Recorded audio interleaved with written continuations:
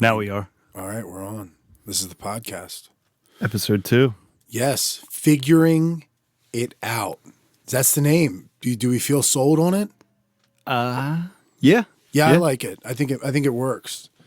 It gives us a little bit to talk about because part of the podcast gets to be, and maybe in the beginning, at least for a little while, we get to talk about starting and figuring out our own podcast. Yeah, because we started off with To Infinity and Beyond. Yeah. I can't believe we didn't immediately go like there's no way we could legally.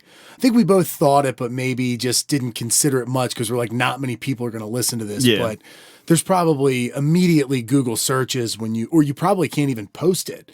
I think you might even need an original title to even publish podcast in certain libraries, maybe. Yeah, I have no clue. Yeah. But there were some trademark issues, I think. Yeah, a little bit. Some company owns that. I don't know. One of the bigger companies. I'm not sure where it's from. Cool. So, you want to just start talking about the podcast thing in general. This is now our second episode. As far as not the content of last week's episode, how'd you feel about the first podcast?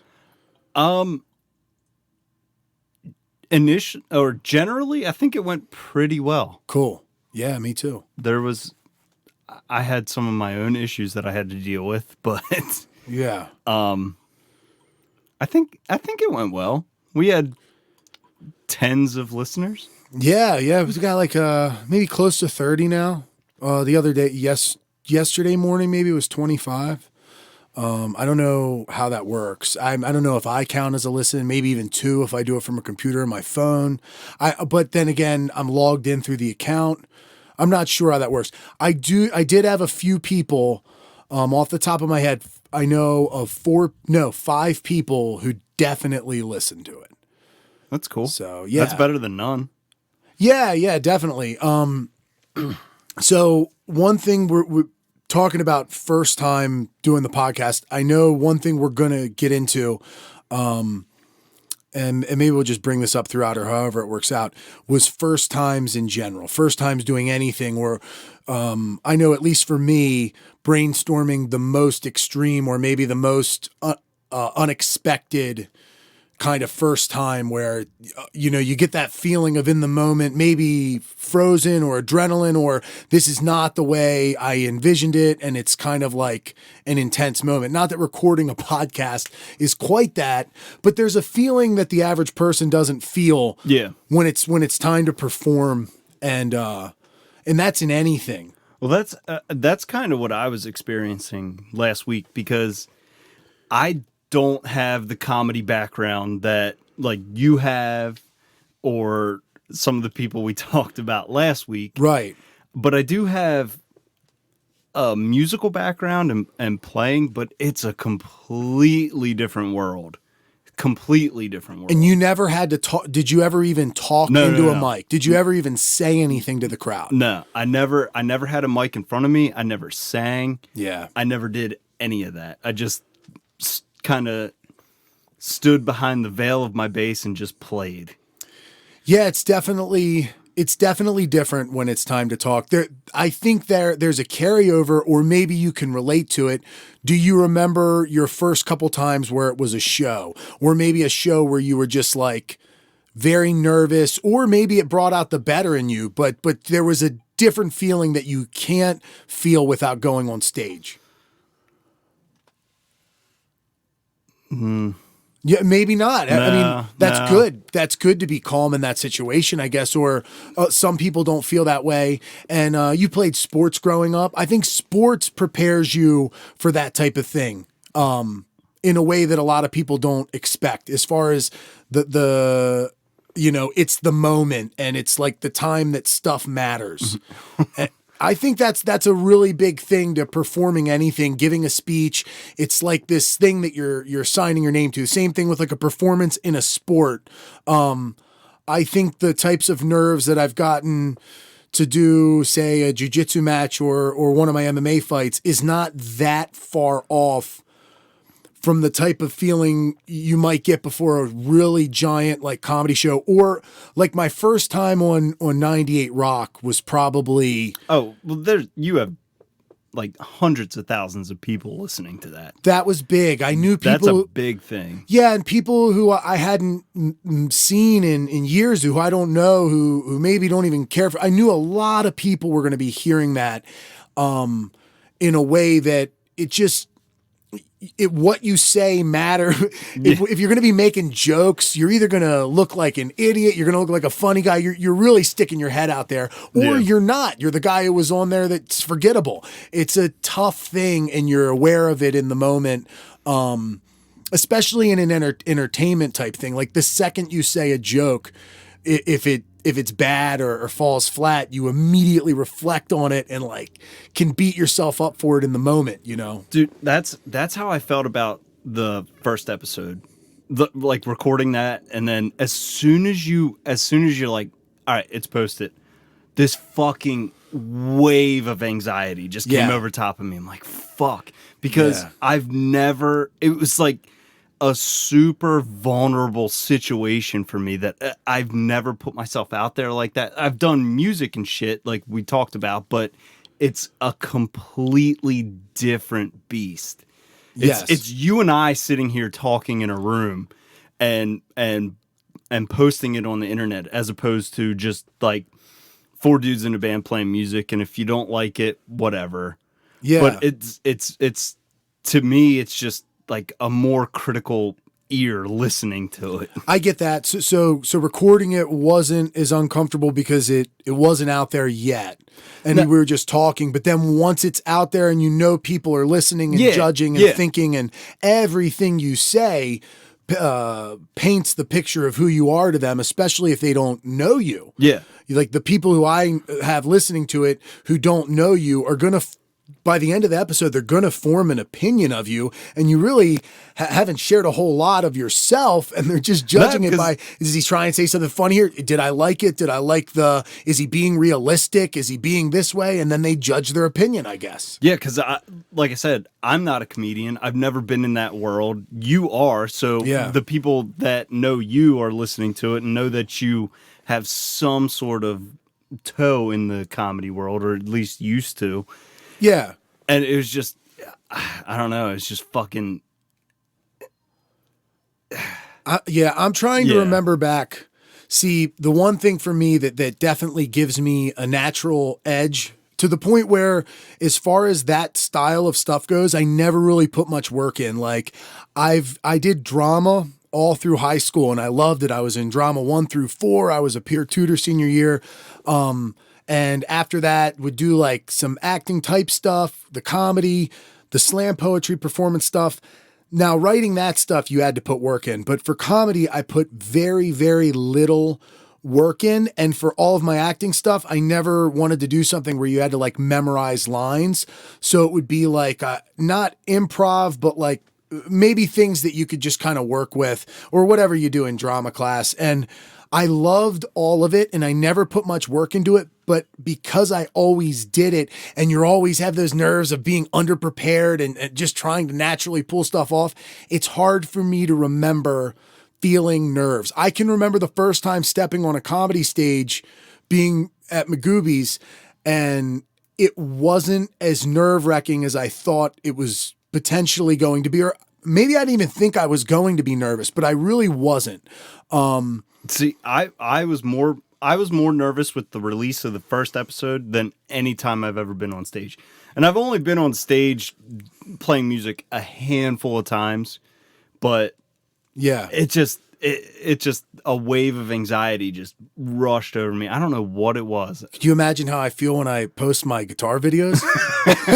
Call back. Huh? You know, episode 1. Yeah, I don't. It's funny because you curve how vulnerable you are by already having been vulnerable in the ways that you could be. Like once it's out there, you're no longer vulnerable for it. But when it's exposed, that's when you feel at most vulnerable. So I have defensive. yeah. But once, because when did you put that out? Monday. Sunday night, Sunday evening. Oh, so Something like then maybe Tuesday is when I was like, okay, fine, it's out there, it's done, I'm good with it. Yes. But it was just that initial shock of that shit getting put out. Right. And speaking on our first episode, I know it's something we said we were probably going to talk about. Is there anything else in general, looking back on it? We should say that Joe texted me and said that he listened to the show. Said that it wasn't completely unfair and said that he would be on the show. He actually is getting married, or he just got married, maybe today or yesterday, this weekend. This weekend? Yeah, he's getting married, and when he gets back, he's going to contact me. And I'm assuming that means he'll come. I don't know what, but we'll definitely have him on the show. So that's one thing that has happened. Yeah, that's a big get. Yeah, that's definitely that'll be fun. I'm excited for that. It will be. He'd be a good guest. I hope if he listens to this episode, but either way, when I do reach out to him, I would like him to be a guest on the show. I would like to just talk about whatever, and obviously we'll talk about our stuff. Maybe that'll even be the episode I play a song live on. That would be good. That'll be nerves. No. we could finally bring to rest the biggest feud in comedy. Yeah. Mike Turpin and Joe Robinson. Yeah, so I think it'll be nice too to just talk to him in general and just have him. I would hope he would just want to be on for the whole episode, that style, not just to have him on for a bit, to actually have him on as a guest, the way that we would in the future just have people on as guests. Well, we'll figure it out. Yeah, we haven't really figured. This is where we figure it out. We'll figure that out. Yes. No. That would be fucking cool if I mean, we could talk about the shit that you guys got going on and get past that and then just talk. Yeah. And as far as reflecting on the first episode, I think I don't have anything too much more. I think it went well. I'm glad we got it out there and we got it started and we can kind of start to see it coming into fruition. And that's the exciting part. You can't really worry too much about where you start in anything. I think that it would be insane if we tried to put the pressure of having an amazing product right away. Yeah. It's a skill and it's something we're only so good at in the beginning, but I definitely can see, I think by when we get into the double-digit episode mark, we might have a really fun thing going along, where I think not only would I look forward to it, the few people who stick in and are regular listeners, I think they'll enjoy it more and more because we definitely have some ideas and things that'll make it more dynamic, for sure. I will say this about the first episode. I fucking hate the sound of my voice. Oh, yeah. Is it hard for you to listen to your own voice? My God, I fucking hate it. I can't stand it. Huh. A lot of people say that. I used to think that when I would hear myself on answering machines on the phone. I didn't like the way I sounded on the phone. Maybe just because I've heard myself enough. I think I have a great voice. It's not I notice things about my voice maybe I don't care for when I hear it, but I'm used to it. No, dude. That's common. I fucking cringe. A lot of people say that. A lot of people, not that you have a bad voice, but a lot of people, or maybe people hate their own singing voice who sound really beautiful. It's odd. If you've heard of that a lot of people. No, I've never heard. A lot of people hate the sound of their own voice, period. Yeah. I don't know if that would change.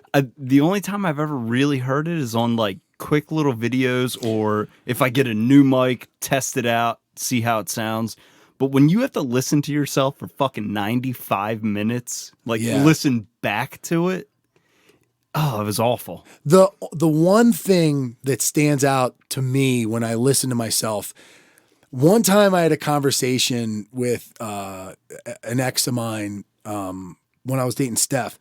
She told me one time that I had a little bit of a Baltimore accent, or we were discussing accents. Dude, it's funny you say that because that was something I was going to say about it too. Is I didn't realize how much of a Baltimore accent I have. Yeah, it's slight, but it's fucking there. There's something. I'm not exactly sure. It's definitely something to this area.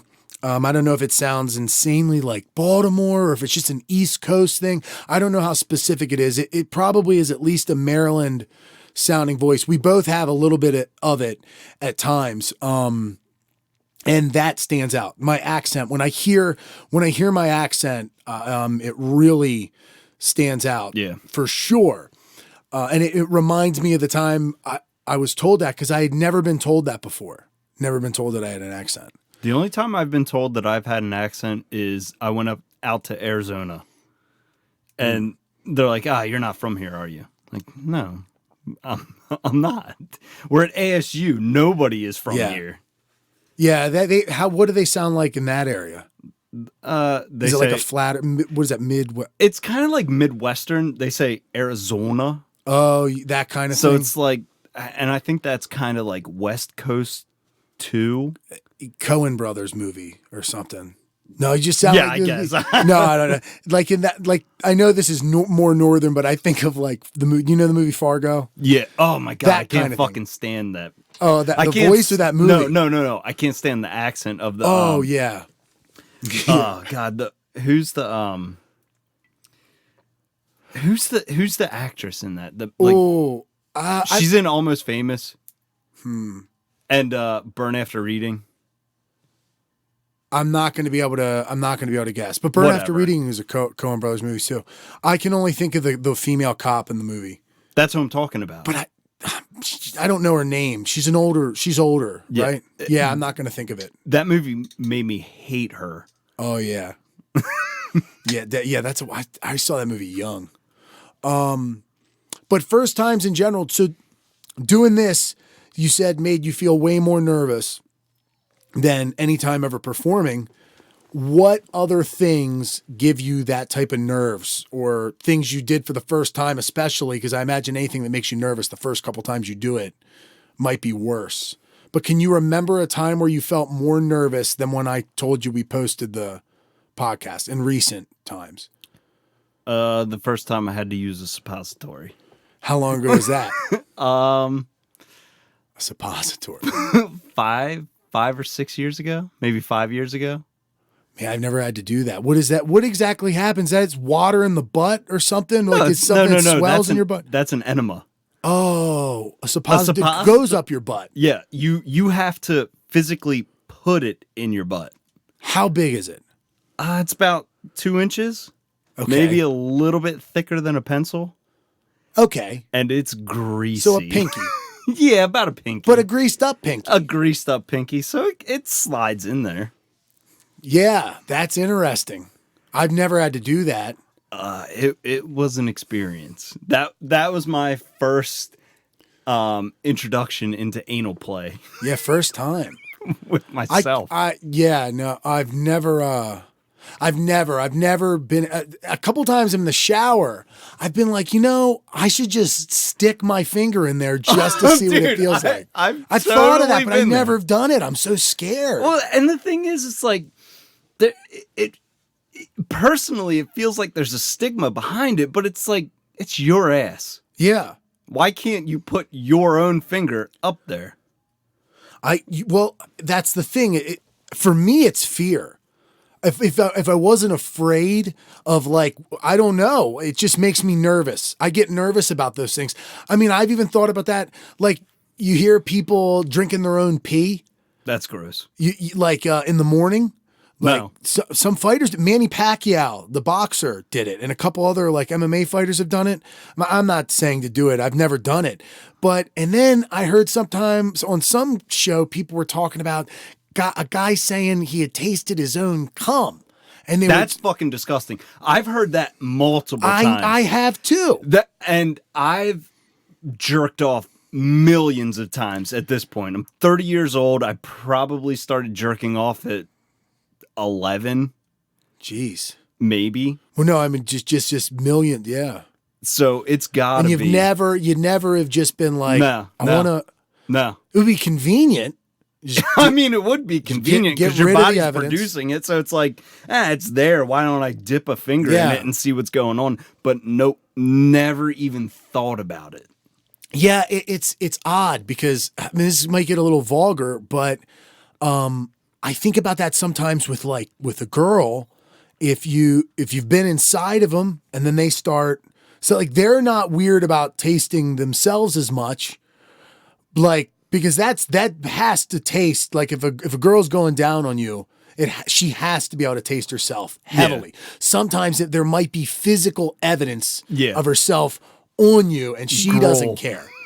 Not every girl, but I mean, man, I don't know. The thought of doing that to myself, I would be, more than anything, I would be scared because I'm a very curious person and I'm open-minded. Like it wouldn't inherently feel wrong for me to try it. It's just scary. I don't know why. No, I'm scared of swallowing.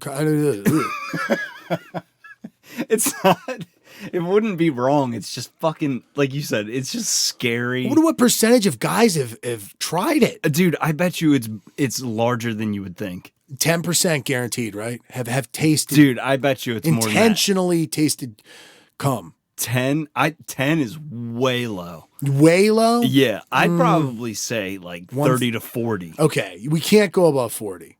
No. Can't go above 40. I don't think so. I mean, because if we did, there's two of us right here. That's a risk taker. There aren't that many risk takers out there. You tell me, what kind of savages is this country made up of? Bungee jumpers and cum tasters. Well, if you're doing in the world, man, like Asians? No, I don't know. No. Indians. Indians? Who would you say least likely and most likely? Least likely?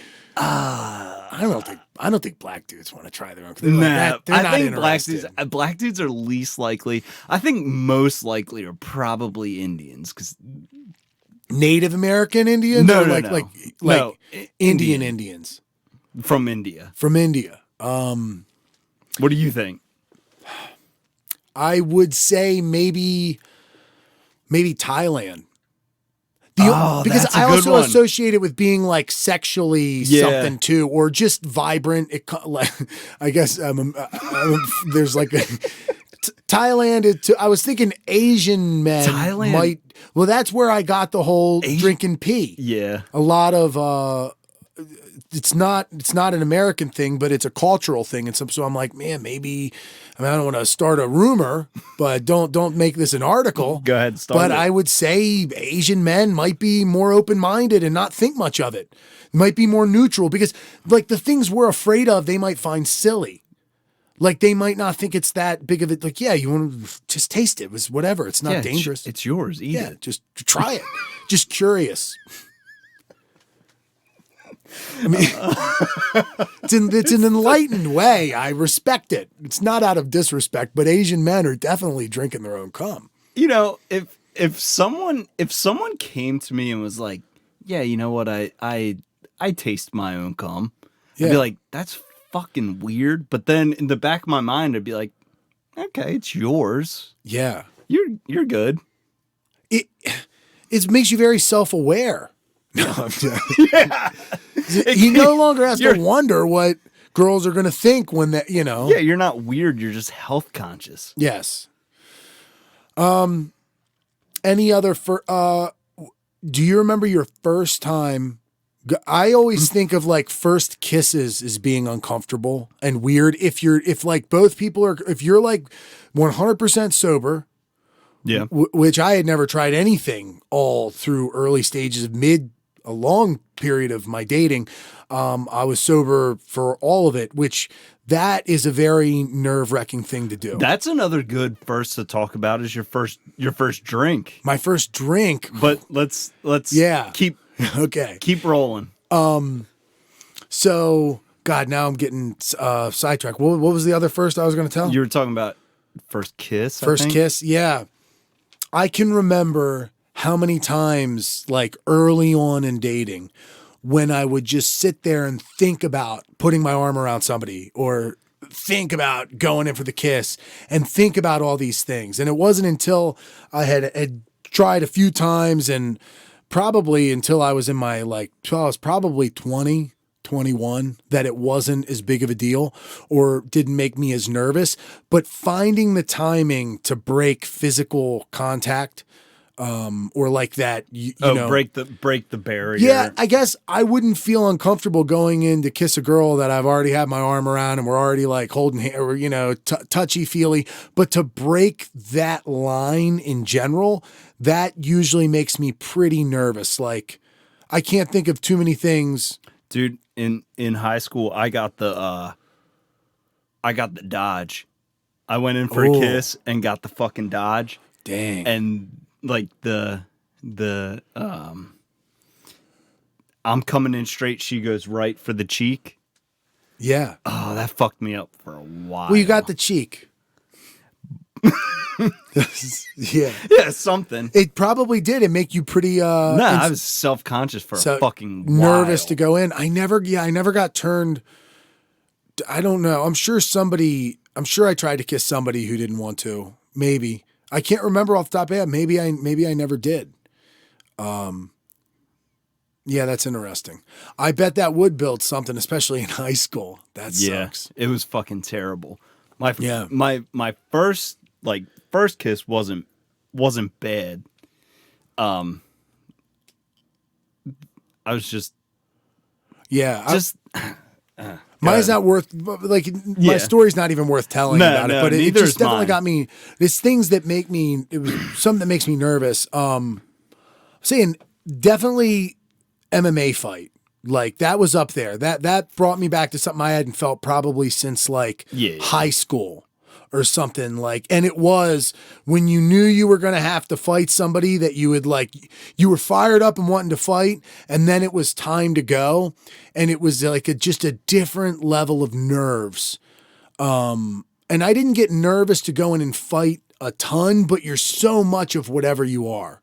Maybe not nervous, scared, but you know, that was intense for me because, you know, for 12 or 16 weeks, you're just training with the mindset that you're going to fight this person. Yeah. And then it starts to have this value of you want to win for your team. You want to do well for yourself. You want to, and then like you said, when you put this episode out there, I mean, MMA can be is about as humiliating as it can be in a sport. You can go out there and in 2 seconds get knocked out the cold. Fuck out. Right. You're on your back in no time. Everybody wants to know what happened. Like everybody who even remotely knows your social media is like, I wonder if he won his fight. I wonder what happened. I'll tell you this. Every time you had a fight, I'd be refreshing that shit. I bet. I know because I remembered when I had friends who did similar stuff before I ever did it. You really want to know more than other sports for sure. Are you like going into a fight? Are you a belligerent adrenaline person, or does your adrenaline focus you? Well, so competing in general, like if I'm competing to win, like in jiu-jitsu, I try to be very calm, methodical.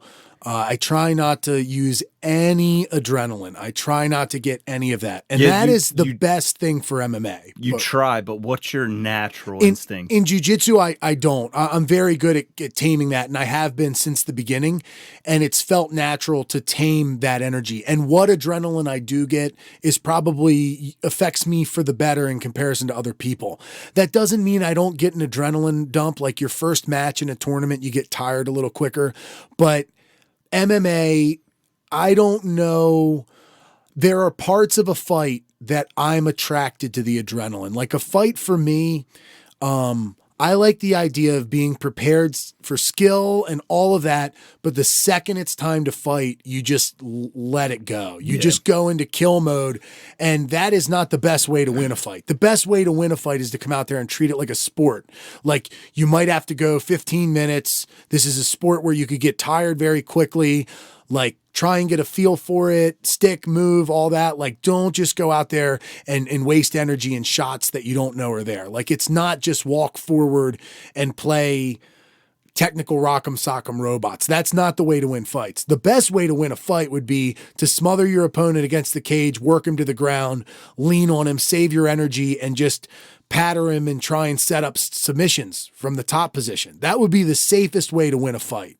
Your opponent can't do much to you in that situation if that's your game plan and you're good at it. That's definitely the battle to... It's like if you were to play Michael Jordan in basketball, you would never beat him, right? But if you have knockout power and you have some training, you really might go out there and beat a guy who's a lot better of a striker than you. And it happens a lot in MMA, like a boxer goes out there and they get knocked out by a wrestler. There's nothing about wrestling that should make you be able to knock out a boxer with minimal striking training. And even the highest level strikers in MMA are not that of elite level boxers and kickboxers. But these kickboxers and boxers come into MMA and they get knocked out cold a lot of times or outstruck. It's a lot to think about in the moment. Fighting for me is... And there we go. Now we're coming back to the original question. We're coming back to it because of all those variables and because of that, the nature in which I fight is inevitably going to require some adrenaline or just sheer toughness, which I don't have the latter as much. I want to just get it going. I want to go out there. Get in. Yeah, I'm a jiu-jitsu guy, but I choke people in tournaments all the time. I do that when I do jiu-jitsu. When I fight, I like to think of it as this is where I use like striking, and then if I need to, I could fall back on my jiu-jitsu if it makes sense to at the time. If they try and take me down, I'm very comfortable on the ground. But I fight, if I couldn't go out there and just throw bombs and try and knock somebody out and it bring me back to like fighting in school or like when we used to do boxing like outside in the yard, if it wasn't that and a taste of that just going to blows, I don't think I'd even want to sign up for an MMA fight unless I really wanted to be an MMA fighter. Like it's as a hobby, signing up for an MMA fight to do jiu-jitsu is not exciting for me. Maybe on short notice if somebody, but I don't want to spend 12 weeks in preparation just to go out there and have one match where I may or may not get knocked out where I'm trying to take him down and submit him. I just would rather do jiu-jitsu. I just don't want to get punched in the face for fucking fun. You're right. It's not the best. I don't want to sign up. I don't want to sign up to get clocked in the fucking nose. For sure. I don't think it's something that everyone would want to do. And I don't mind doing it in the fight. The part that's hard for me is being a big guy and going into the gym and in just your normal Tuesday night, your normal whatever night, you have to spar. And then it turns into you're going to do some hard rounds or in your fight camp. And it's hard to get hit in the head hard frequently for fun during the week. Just in your normal time. Yeah. It's one thing to have a fight. And I guess in a fight, that ultimately figures it out. I like the adrenaline of a fight.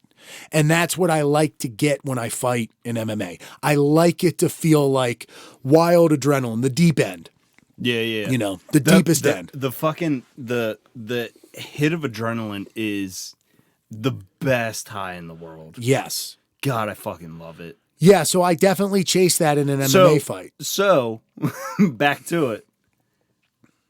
What type of person are you when your adrenaline hits? Are you belligerent or are you focused? Dude, it's a lot of an energy. It will wear me out quicker, but I am just dialed in a very intense way. I would just say it's an intense focus and kind of a primal nature. It brings out an instinctual side that it is borderline psychedelic. It is another way of experiencing, and it just like when you take a drug and it jacks up your serotonin or your dopamine, this plays off of your levels of adrenaline in your body, your neuroepinephrine, that are going to be higher than they were any other time that you may have ever remembered in your life, but at least in the past handful of years usually. So to experience that and to know that it feels good and just trust that, and to know that those are the moments in life that really looking back on, you feel identified by in a way, or like the most something in that moment. I would say that it's hard to relate to it unless you're in the moment. It's hard for me to think back too clearly what it's like to be in it because it's so different. And then that definitely lets you know I'm running on adrenaline, because jiu-jitsu tournaments I can reflect on. Yeah. And I can remember what it felt like to be you in just, the moment. You just black the fuck out in an MMA fight. Yeah, you're focused on things, and I know what it feels like to a degree, and things are very different than they are training. And that's not a good sign. Like the average fighter would tell me, well, then you need to replicate those situations, or you need to try and think of it like a spar, especially after losing fights, they would say that. But I am going out there and I'm getting the adrenaline experience, dude. I'm standing across from somebody throwing knockout bombs and getting them thrown at me, and hoping that when you get hit, you just keep firing and you land one. And when you do hit somebody, that spikes your adrenaline up. You have the adrenaline, and then you crack somebody and you get hit. Then you're settled into your adrenaline until your energy dumps at that point. That is the best high ever. Yeah. Because you're settled in and you're enjoying it. That like when you perform, you get an adrenaline rush, right? Oh, fuck yeah. Can you remember the best performance ever where that's a purely adrenaline experience, right? Well, yeah. And I'm also a high school athlete that peaked in high school. So that was adrenaline. So playing sports, I was a goalie in lacrosse. So it's intense. The first shot, when I would see the people coming at me, the first shot is when shit was blurry. Everything around me was blurry, and I'd get the first shot on me and I'd be like, all right, that's done. Now I'm in the fucking zone.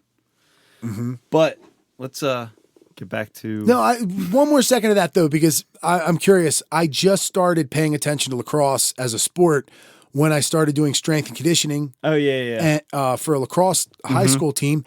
And I've watched some of their games, and I've watched some of the sport. And being a goalie, in a way, it's got to be like the kicker or the closer, dude, of lacrosse. You're either the fucking hero or the villain. And I've been both. And hero is great. Villain is fucking terrible. In a sense, you're almost expected to make every save. In a way that if you're losing and they've scored a lot of goals, no matter how good those goals were, you know that if you were better at a goalie, you can prevent the other team from winning. Period. Yeah. That's a huge responsibility. Yeah. And the goalie. I got off on it. Yeah. That fucking feeling, it got me off. Even the lows of it got me off. Yeah. The highs were even better. The lows were fucking terrible, but I loved having all eyes on me. Yeah. You're the last line of defense, first line of offense. I fucking loved it. Yeah, it's funny.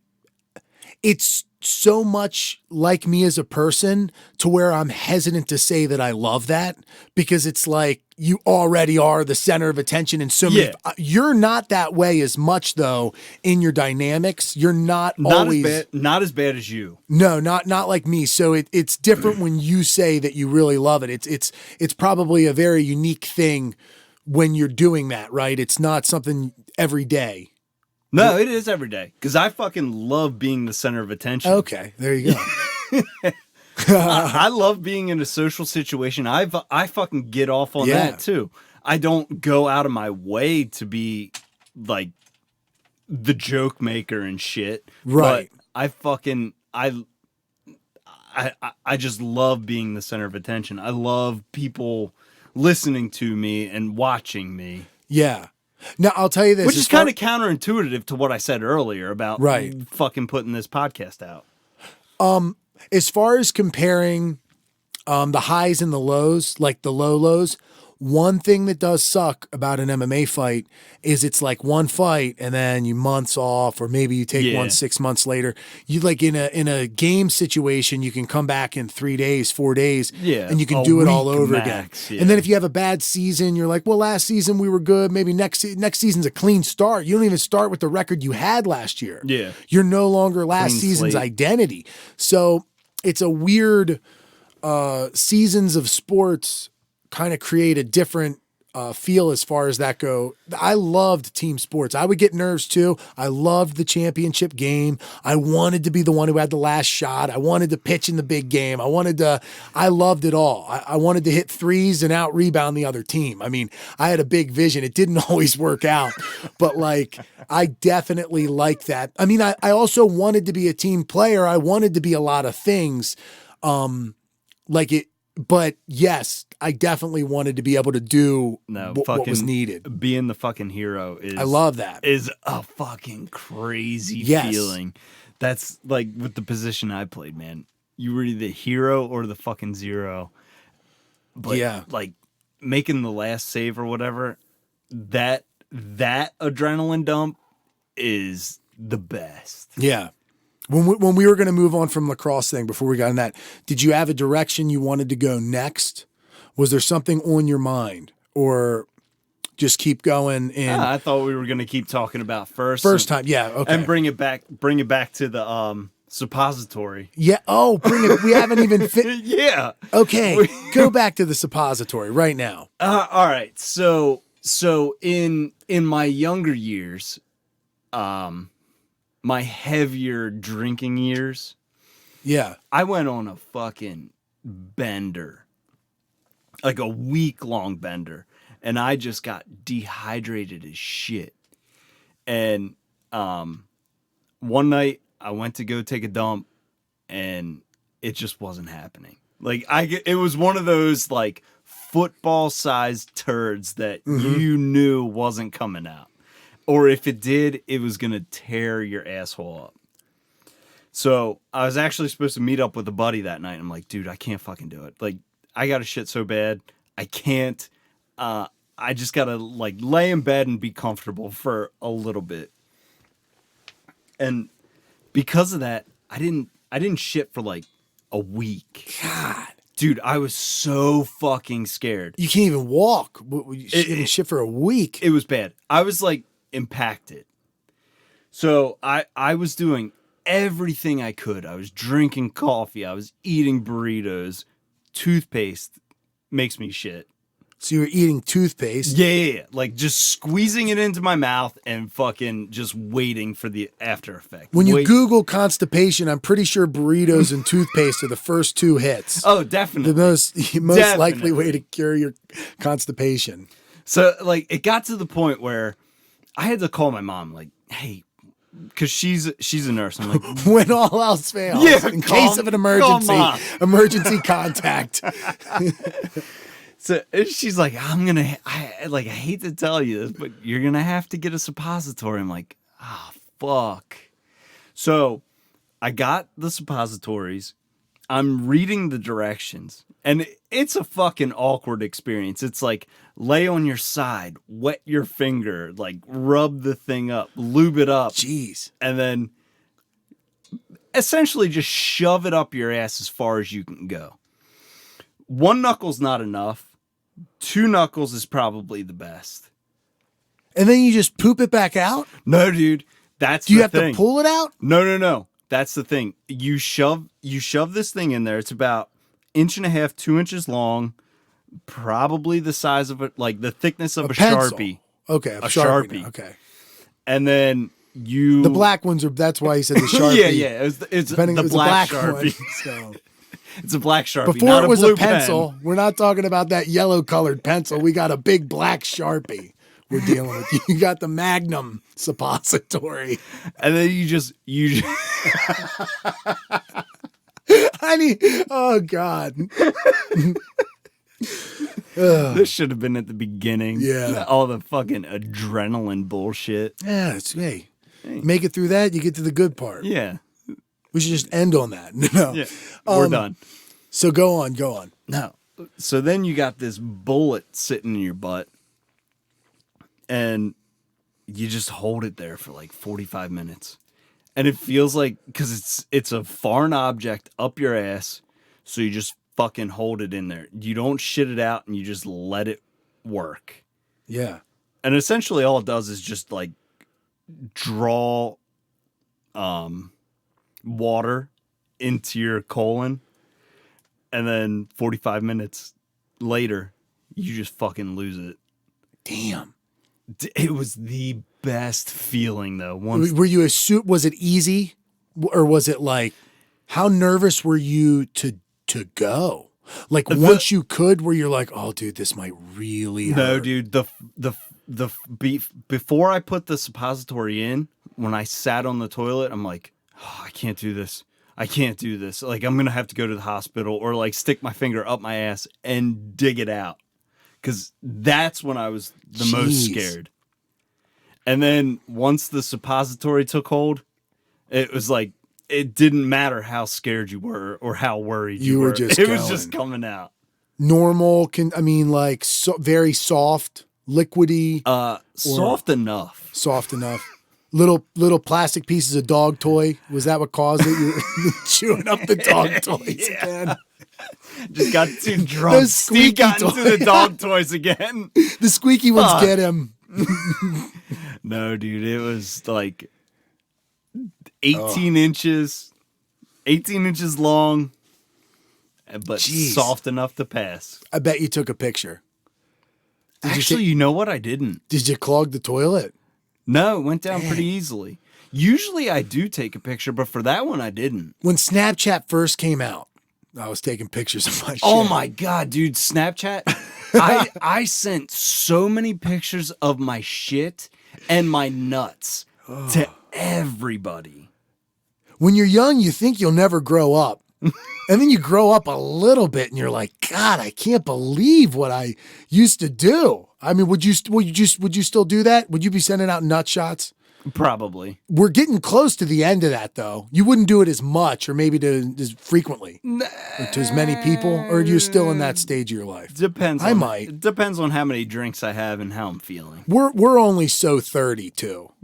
Like we're 30, but we're like not like married with kids. Yeah. You know what I mean? Yeah. So it's different. We can still be we're like the oldest kid. We're still kids in ways as far as that goes, I think, compared to some people who are 30. So we can still send nut shot pictures. Yeah. Nut shot. The 30. Is that a nut shot?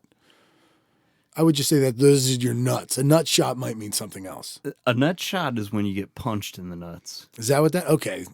So it's not a dick pic. What do you call that? I don't know. It's just a picture of your balls. Yeah. Yeah.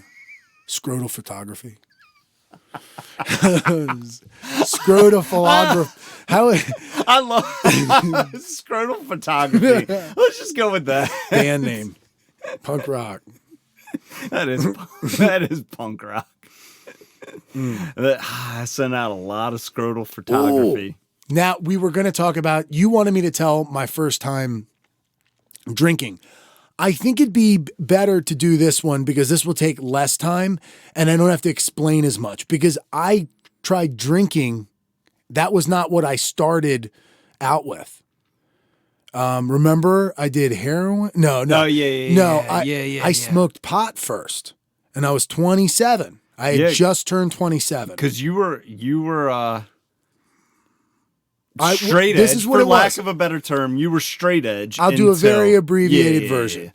I am one of those guys who was listening to the Joe Rogan podcast, and I started hearing people talk about this DMT shit.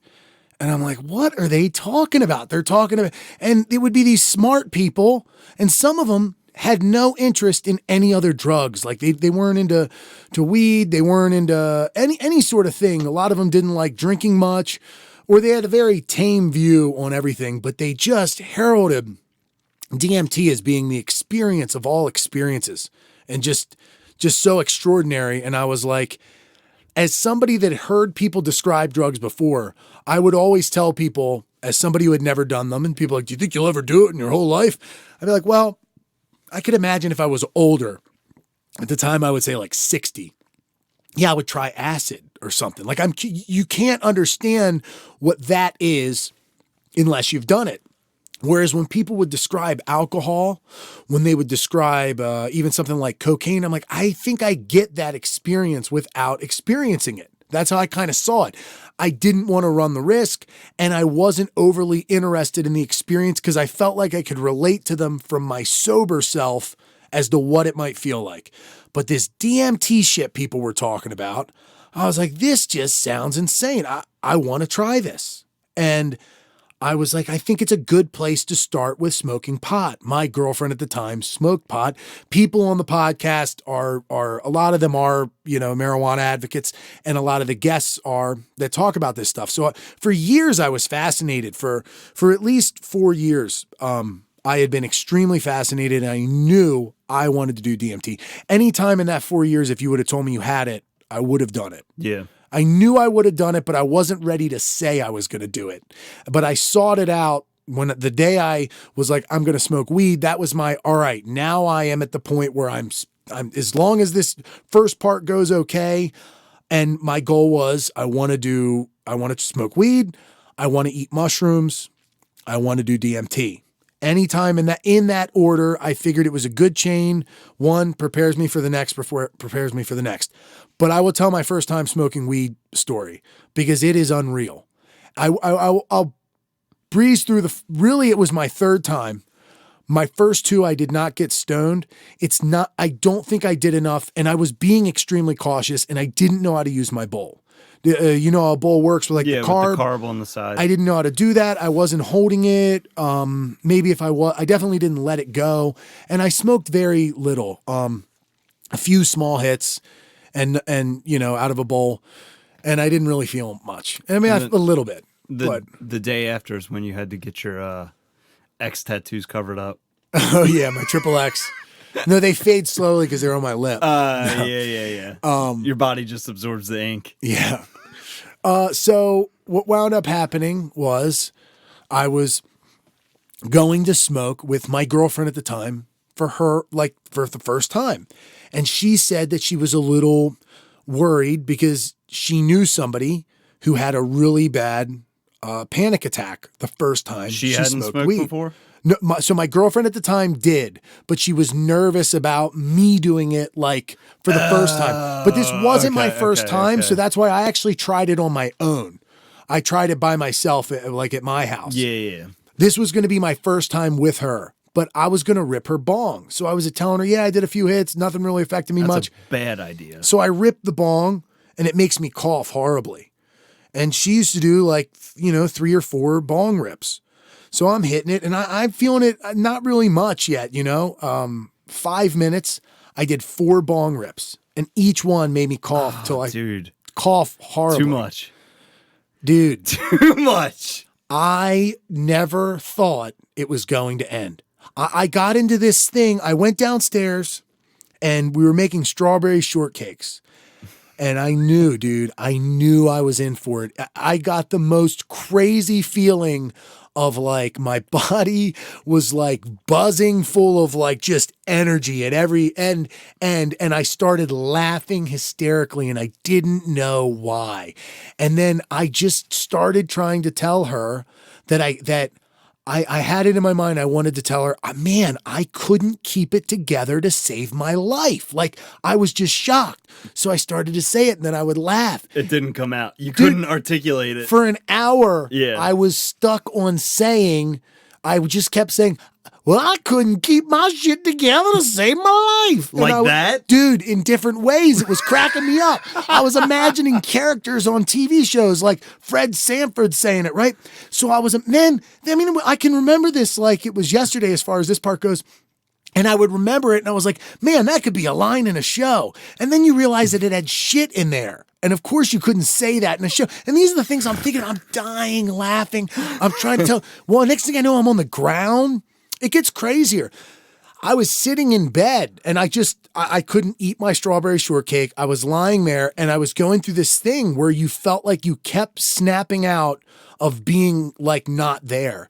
And like no time would go by and I would be like, oh my God, I think I was just so stoned, or I think I was kind of like Yeah, tripping. it was like 2 minutes later. Not even, like Yeah. no time had passed. And I kept like slipping in and out of my reality to like a mental something. And it would make me feel like I was sobering up, and it never stopped. It was like a loop of that for hours. And it lasted about, and my mind, it started hurting my head. I've never experienced this ever again like that. One time also I did too much edible accidentally, and I got like uncomfortable racing thoughts and my body felt weird, but this was just intense. And I would say, even compared to like any sort of psychedelic experience or anything, this was probably the most out of control and like least coherent and mentally, it's a fog. Like weed is very disorienting in that level. That's not a fun state to be in. No, either. dude. That's like when you're fucking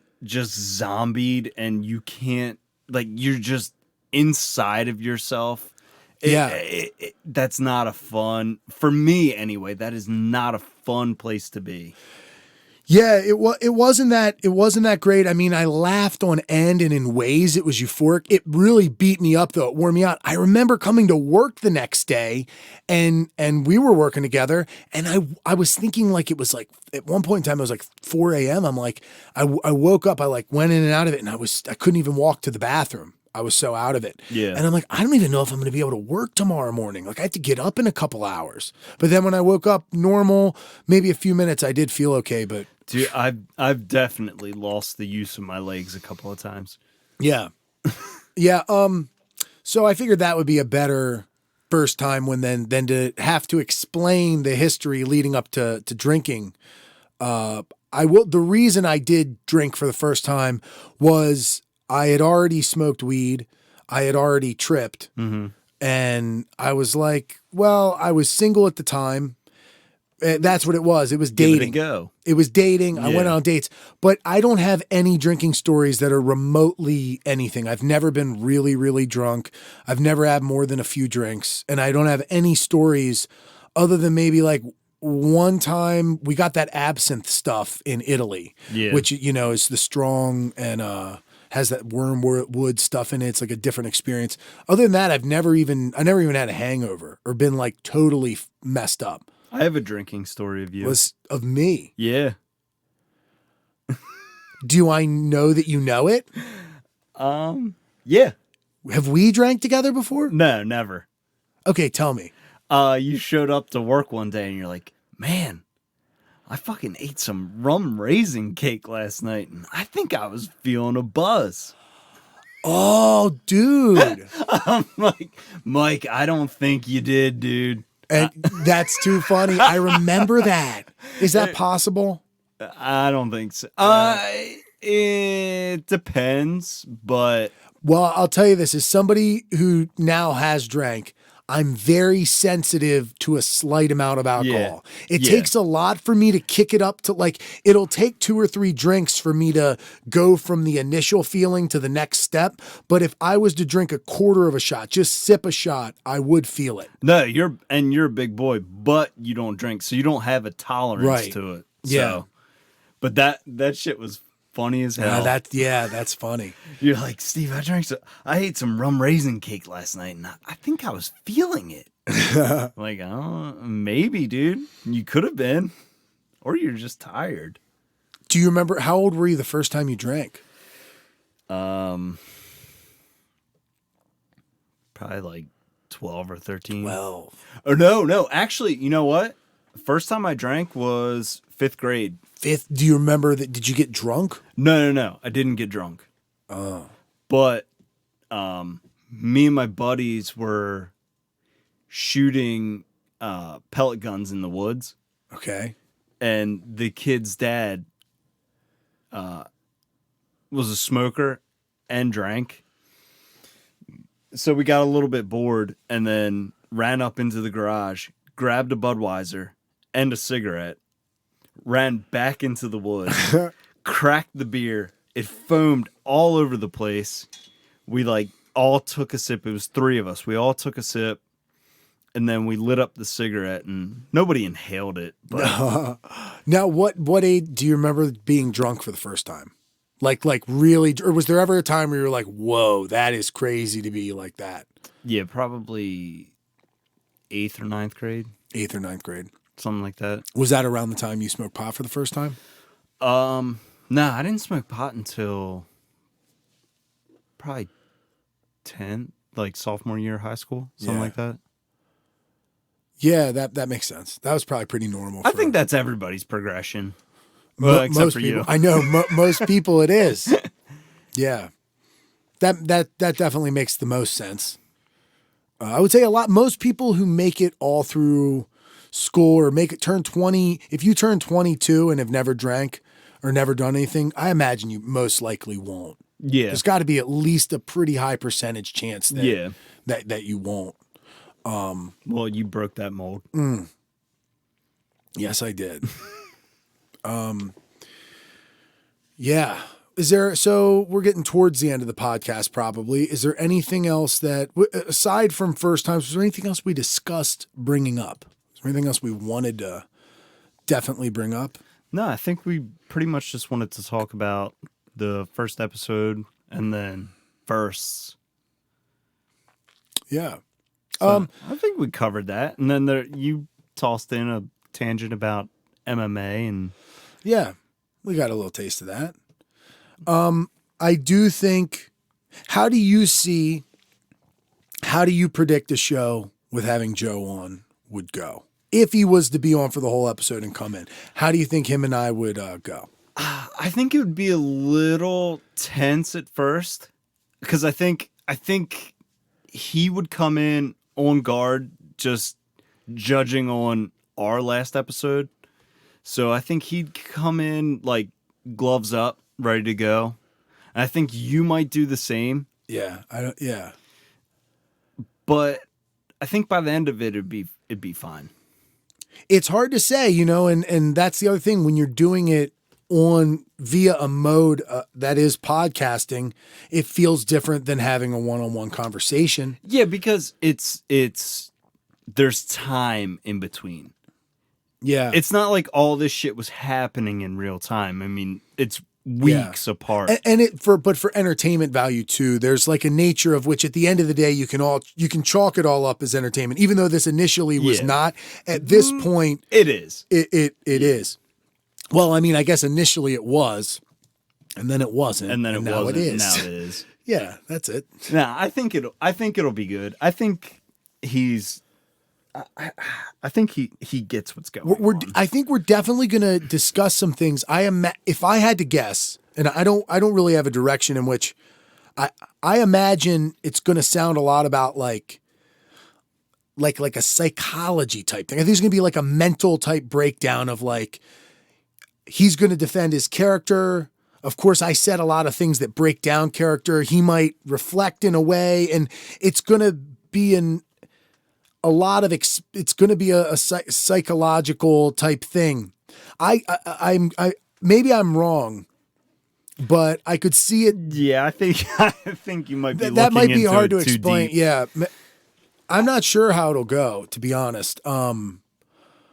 But I think it'll be fun. I think it'll be lighter than maybe the average person would anticipate. No, I think so. I think so also. I think it's going to be I think at first it might be a little tense, like I said, but it's going to evolve into a lighthearted conversation. It'll be like 5 minutes of, hey, why'd you say this shit about me? And then why'd you say this shit about my girlfriend? And how do you anticipate them talking about it on their show?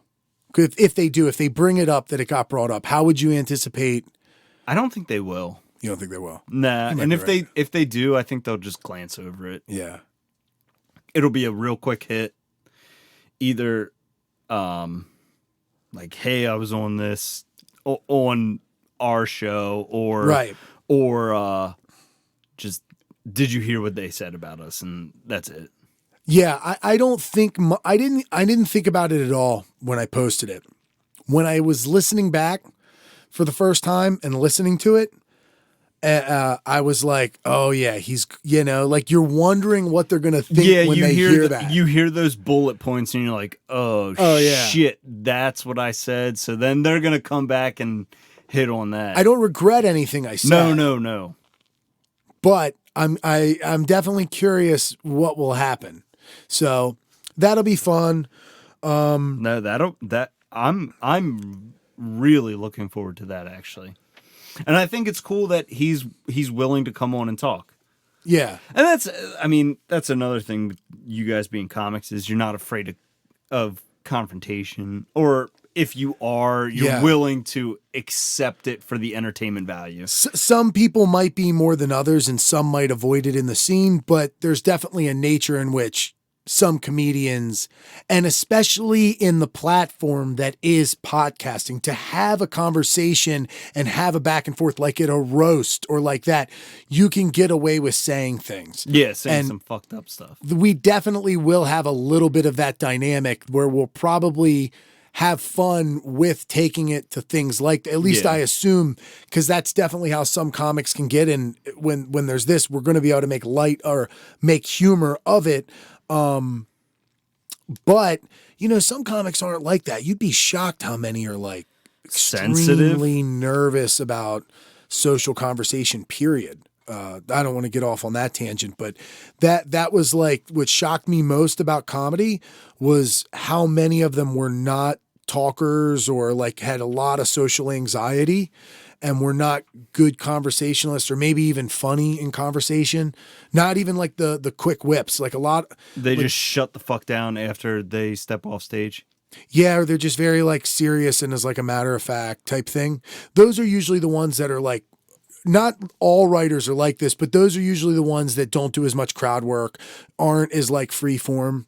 A little bit more autistic. Yeah, exactly.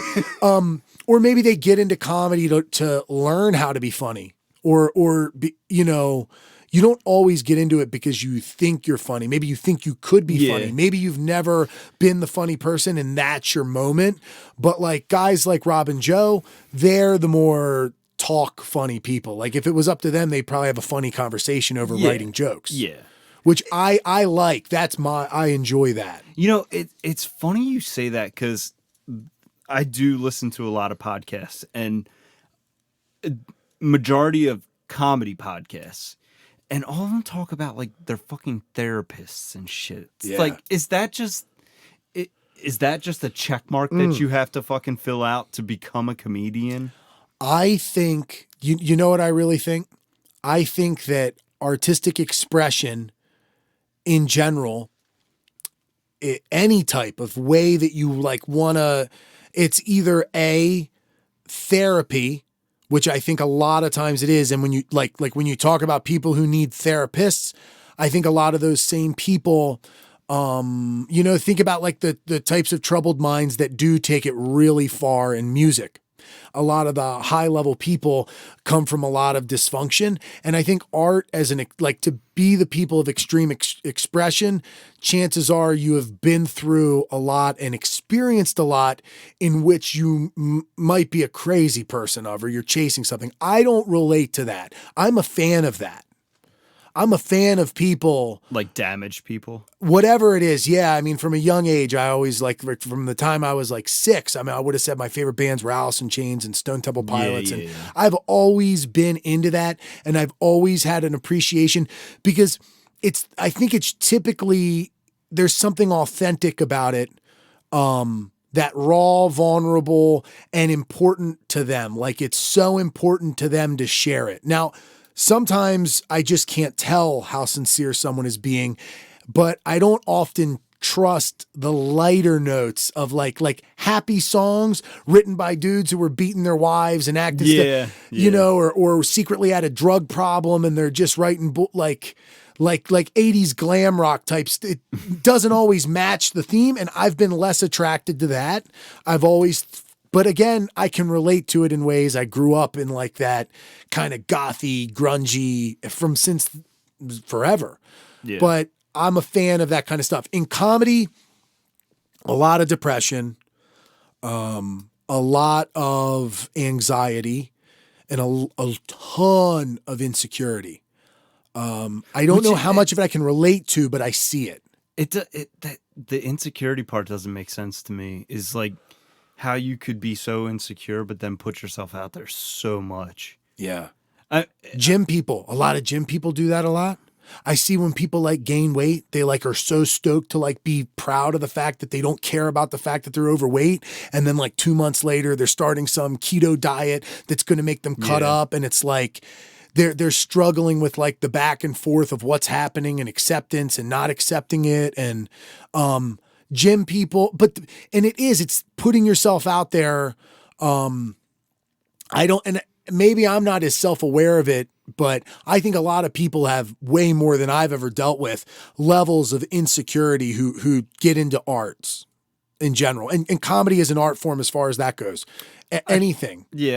I could see that. I can see where you're coming from with that. Expression. Yeah. You're expressing yourself. And I would say like what percent, think of the people you know who host radio shows. Like the talkers on there, like when you just think the short list of 98 Rock, you think of some people who've been mentally unstable, right? With just our local main radio station and a lot of it. I don't know what makes somebody want to put themselves out there, express stuff or to do the comedy thing. For me, it was more the competitive side. And because it was one thing I thought I was naturally very good at. Yeah. It's not what I aspired to be. I liked the music thing more. I like the fighting thing more. I like sports and I like music and movies a lot more than I like stand-up comedy. But I was good at it in a way where if I actually wanted to do it, I would say I could be better at that than a lot of the things I've done. Than anything else. If you invested all your time into that. Yeah. Well, I think these last 2 episodes have proved that you're just a natural talker. Yeah. So I can see our sound spikes. Yeah. It's like mine's just solid. It's solid blue, and then there's a couple little hits of green from me. Yeah, it's good. Well, I mean, hey, you know what? Every show's got to have a voice, and I think you're our voice. As we go, I imagine, and I see this too with guests, I imagine there might be somebody I really want to like kind of interview. And if I have a guest on, I imagine the first time you have somebody that you bring on, I will probably have much more of a back seat. Yeah, you'll sit back. It's gonna be a give and take. Like the name suggests, figuring it out. I actually am pumped when you brought up Tommy Sambazo. Yeah, we should definitely get him That's on. a fucking great idea. I think we could do that as soon as the next episode, probably. Yeah, I'd be completely okay with that because I have some questions that I'd like to ask him about that shit. Because, like you said, he's what's he do 2? Yeah, so I think he's mainly just done like being like having a. Oh, that's right. We thought, and this ties into our show. Because figuring it out. It's behind the scenes too. The creation of the podcast in the early stages, we were discussing guests, and I thought it would be good. The reason I mentioned Tommy too is he's a comedian, great on the mic. He's been on 2 podcasts. One of them is like, and they're both creative ones. One of them was like a comic booky themed thing, and I don't know. It was like a serialized kind of written, prepared thing that they would do, but maybe they would talk too. I don't know. We'd have to ask him. I checked it out and I liked the quality of it. I couldn't follow it too much at the time. You didn't know what the topic or didn't have an understanding of. But I think they had voice work. I think it was like reading lines, like dialogue written. The other one, which I've also seen clips and listened to some of it, is a D&D type thing. Is like a Pathfinder thing. Oh, Pathfinder. Yeah. Joe's been on it. Okay, there you go. Yeah. So I think he knows a lot of the stuff about it regardless. And this would be a fun thing to talk about Joe too. I don't know how much of them they know about the production, which means worst case scenario, we could always get another person who's produced a podcast to field and to be kind of an expertise in that. Either way, early on, people who host podcasts, produce them, engineer, whatever, it would be great to have podcast related guests early on and pick their brain about podcasting and kind of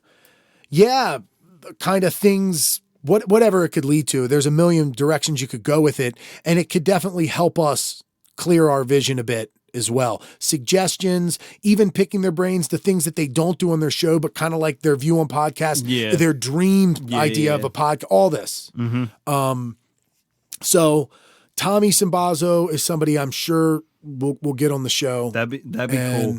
And you know who, we'll discuss it, but like the old assistant producer, Greg the Douche. Remember him? Greg the Douche would be funny. If he still lives local, he would be a really fun guest. I don't know if he would do it, but he's a Hereford boy. Yeah, that would be a lot of fun. He was a fun personality on there. And that would be a great person to interview to get, he's had professional experience. Yeah. He ran a podcast thing for a while. Oh, he was doing like a podcast network. He had a podcast network. That'd be interesting to see how the fuck that works, because I have no clue how that shit works. And so he has experience in all of it. Talking, production. Hosting. And I mean, I don't know how deep he'd want to get into it, but he's kind of seen that that's a business that has its highs and lows as well, because I mean, maybe he is working in it, but I know initially I think he switched to the podcast thing, which I don't even know if it still exists. I have no clue. I'm not going to speak on that because I don't know. Yeah, I have no idea about it, but either way, I think early on, and Joe is perfect for that because we can even talk to him a little bit about podcasting. Yeah, I mean, for sure. Here's what's going to happen with Joe. We're going to bust his balls. He's going to bust our balls. But I think it's going to evolve into a fucking... I doubt it'll even have too much, but I think a lot of it will be, I think the ball busting will be, for the most part, out of it will be like defending himself a little bit, a little back and forth on that. And then that'll be that. And there's a lot of things we could talk about. It'll be good. As far as podcasting goes, he's done it for a while. He's done comedy on and off for a while. I mean, he probably did first comedy sets before people were posting anything on YouTube. Like, things have changed. I don't even know what, I mean, Joe's what, 60? No, he's been doing 65, maybe 65, 60, 65. Yeah. Something like that. But no, we could probably ask him what it's like to be a member of the AARP. Oh my God. Yeah. We got a lot to talk about. The discounts? the senior discount? He can hook us up on the way here. We'll have him swing by. Denny's? Yes. Get the early bird? Yeah. Borrow his ID, get a discounted haircut. Good. Cool. Is there anything else you want to say? There were a couple things, but you kind of ran away with it, so okay. Kind of lost them. Okay. But I think we're good. Cool. We're at 76 minutes. Do you think I should just plan on playing guitar on the episode, Joe? We'll have to figure out when Joe's coming. You definitely should, because that should be the episode. I think it'll annoy the shit out of him. I'm going to do it. Yes. That I will wait till that episode. Yeah. Okay. Hopefully it's next week. It might not be next week, but we'll have to see. I'll talk to him. You never know. Yeah. He's probably doing some honeymoon or something. I think they were going to Atlantic City for a couple days. No, I'm joking. What a beautiful place to honeymoon. Yeah. Jersey. No, they're in some tropical shit, I think. I don't know they're Caribbean or some shit. Yeah. Not quite Atlantic City, but it's all right. Yeah, it's not quite. It doesn't have all of the casinos. Cool. All right, let's end it. Done. Later.